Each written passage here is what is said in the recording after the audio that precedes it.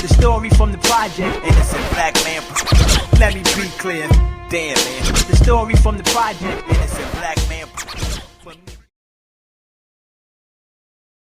What up, YouTube? Welcome back to the Small Account Challenge. Today is day number 102. Of course, you know, yesterday we took a small loss. Would have been bigger, but that last trade was able to rescue us. Sometimes your emotion get the best of you, and because of that, you know, today I went in with the guardrails and had to make sure we wasn't going to wild out today. I did get to my desk on time today, was able to fill the market post, and today we was able to pull out the profit target and cross the account over the 2K level. Now I'm going to tell you exactly how we pulled it off in today's market recap.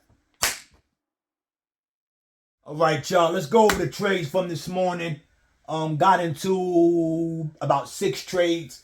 The last 4 I took small size because by that time we were sitting in the driver's seat pretty heavy. And once you get that green, you don't want to give the market back its profits that you got from it today. Anyway, let's pull the charts up. My first trade was on SPY to the downside at 933. You know, I don't like to trade the first candle, but had a lot of energy. But this trade we broke even on. I went in with the guardrails. All right, cool. Let's pull this up. We got the chart up already. All right. Should come on your screen in just a second. The 930 candle, the one that closes at 930, what starts the market, was a red candle.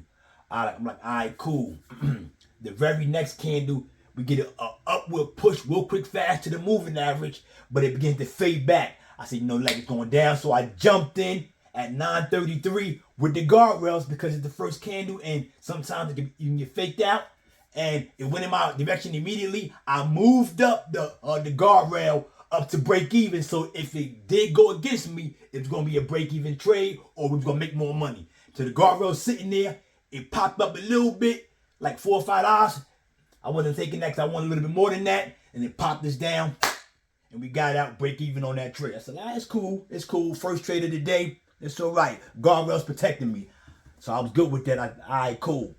The next trade was on Meta to the upside. Meta's been funny to trade the last couple of days because the market has been so heavily downward, and Meta can have so much energy. It can pop up and pop down, and it can pop you out real fast. And if it go against you, man, Meta can really smoke you. So you got to be careful with Meta sometimes.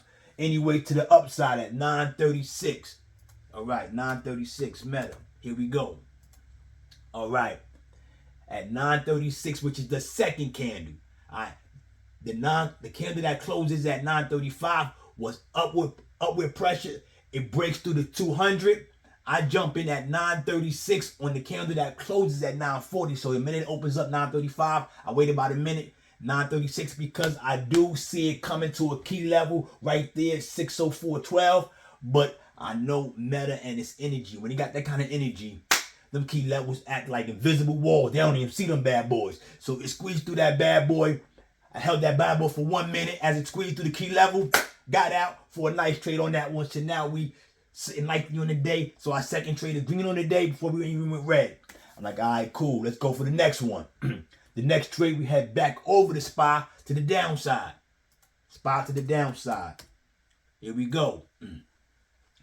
Was at 941. At 935 candle, the one that closed at 935 is a red candle.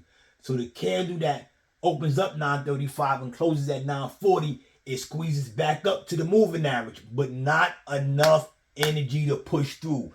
And I saw that because when you got a post on the market in the morning, you can kind of see the kind of players who are playing today and the way the market is moving sometimes. I'm not saying that's always the case, but the way the candles are moving, you can tell when there's a lot of energy and when it's not. And I knew that that moving average was going to be a nice line of resistance. As it hits the moving averages and closes at 940, I jump in this bad boy at 941. It begins to reverse that lower wick. You see that as it popped down. I added at 942 because I saw the pressure.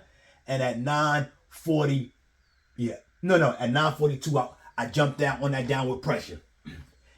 And it was on the next candle that was our biggest win, which is SPY again at 945. All right, y'all, here we go. As this candle closes at 945, I jump in and it begins squeezing up. I'm like, all right, cool. But like I said, I don't think it's gonna break. Cause it went against me.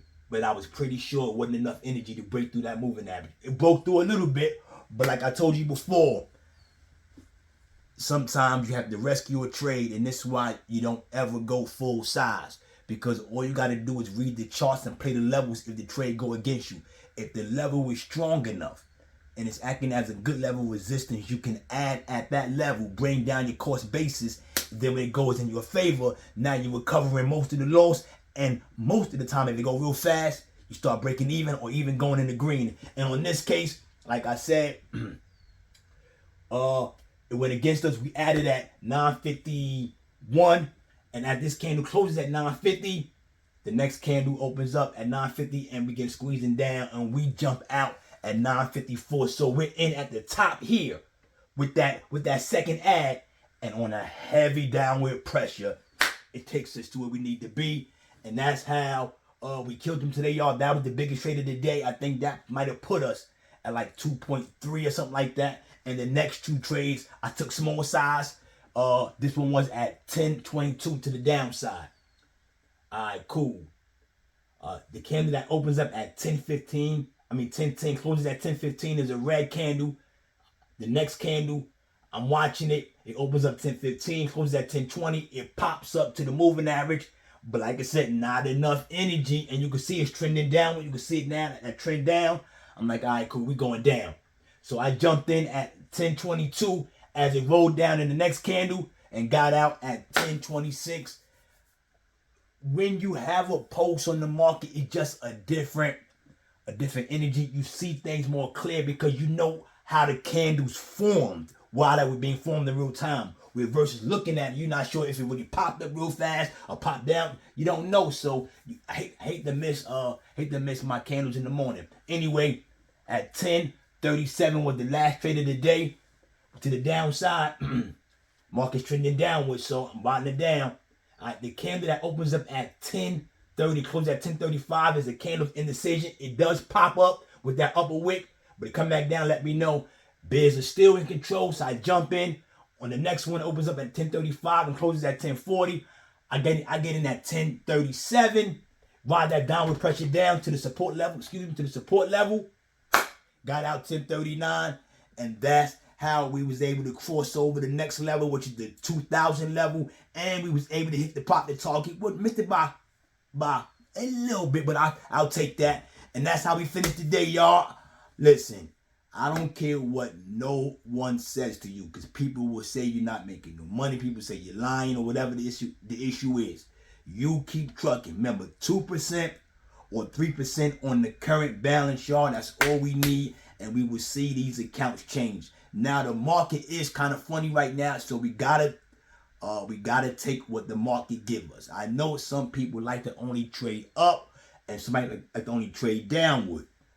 This in this type of market, you got to be omnidirectional. So if it's going up and you like to trade up, take it, go with it. But if it's going down, look at them key levels and ride them on down. Well, anyway, that's all I got for you today, y'all. And we'll be back at this tomorrow for day number 103. All right, y'all, peace.